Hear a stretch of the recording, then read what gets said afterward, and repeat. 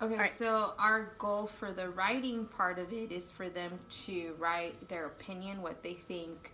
And our big question with the reading is, I wonder, is the Grinch mean or nice? Okay. So after we read the book, we have some discussions, have questions. We're going to talk about why we think the Grinch is mean. So we're gonna do like a whole group graphic organizer, and Okay. just come up with ways or examples from the book that show why he was mean and then why he was nice. So that kind of helps the students with their reasoning for their opinion. So once we do that, with the writing piece, I have a sentence frame that they'll need to complete, and it's, I think the Grinch is, and that's where they state their opinion, nice or mean, and then because. So they have to come up with a reason.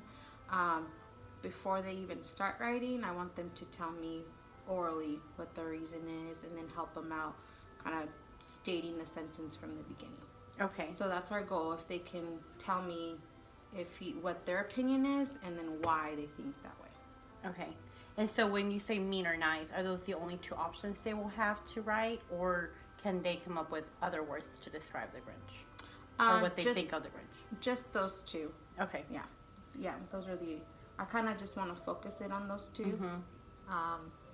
Because I think it's just easier for them, because he was mean, and then they can come up with, it's easier for them to come up with reasons, and then nice. Right. Okay. And then when you say that they're going to tell you first orally the because, are you going to write it down for them to take back since they're kindergarten, or are you just going to listen to them and then have them try to write it on their own? So what I'm going to do is I'm going to take a group at a time. Okay. While the others are just writing what they're drawing, writing what their favorite part is. I'll take the small group, and then we will kind of review again the writing piece of it and what I want them to do. And so then I'll just have like 5. I'll sit with them and say, okay, what do you guys think? What do you think? And then encourage them to write mean or nice. So we're just like working on sounds, them sounding the word out and writing it down, and then restating again their reason. So I always want them to repeat the sentence. Okay, repeat it for me. I think the Grinch is nice because he stole books. So I want them to repeat that sentence so they can go and start writing it on their own. Okay. And so with them being so young in kindergarten, do you have like a writing folder or writing booklet that they can refer to, or a rubric to kind of remind them of how to spell certain words or certain sounds, or how do they go about the writing, or is it all just on their own? It's not on their own. They do have a writing folder with their ABC chart on there that they can refer back to. Okay. So when I ask them, okay, sound out the word he, all right, listen to what's the first sound. So they go to their ABC chart and then look for that letter that makes that sound, and they write it down. I don't have a rubric for them because we're just starting to write, but they do know that, we do finger space, uppercase if we are, or if they need to, but they do, I at least want them to do finger space and then end the sentence with a period. Okay. So those are the other things that I look for.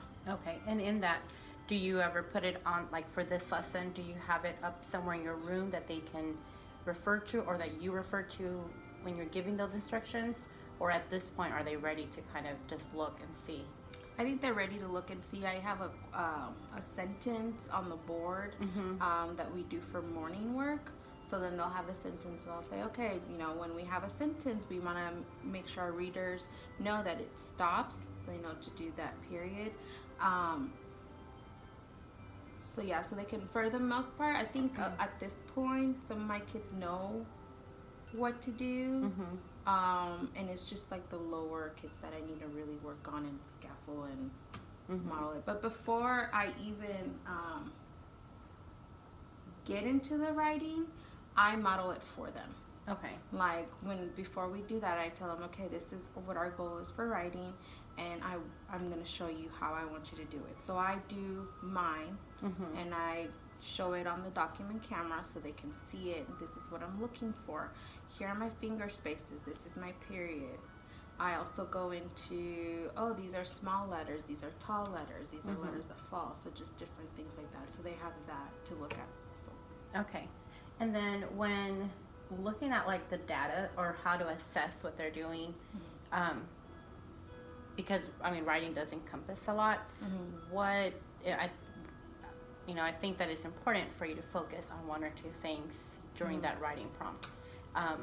So what two things do you think that you really want to zone in on, and that's your main focus for the lesson?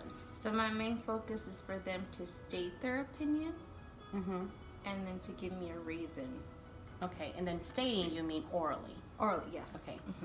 So stated orally, and then what's the next one? And then to give me a reason why they think what they're thinking. Okay. Which, I mean, it's not the reasoning, it's not a standard, but it's something that they're going to see later. So I want them to be exposed to it and be able to express it orally before they can even write it. Right. Okay. And then what do you use in your room to check to see who has it and who doesn't have that? Do you have like a checklist that you check off, or how do you, when you're looking at that and okay, these kids have it, these don't, what do you use to refer back to? I have everything on Google Docs. Okay. So I have a checklist with the standards, and it's a simple yes or no, or I put any comments that I need to on there. But for the most part, I know the kids that have it and the kids that struggle with it, because they also struggle, those same kids also struggle with like the foundational pieces of reading and all that. Right. Okay. I think that's we have a good idea. You have a really good lesson to work with.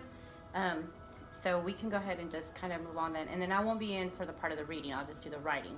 I'll come in for that. So that's what we mostly talked about. And then kind of take it from there. And then so then we can do the post-observation, talk about reflections about the lesson and things that you think that you might need help with, or things that I see that maybe could help you to moving forward with the next step. Okay. That works. All right. Sounds good. Perfect. Thank you.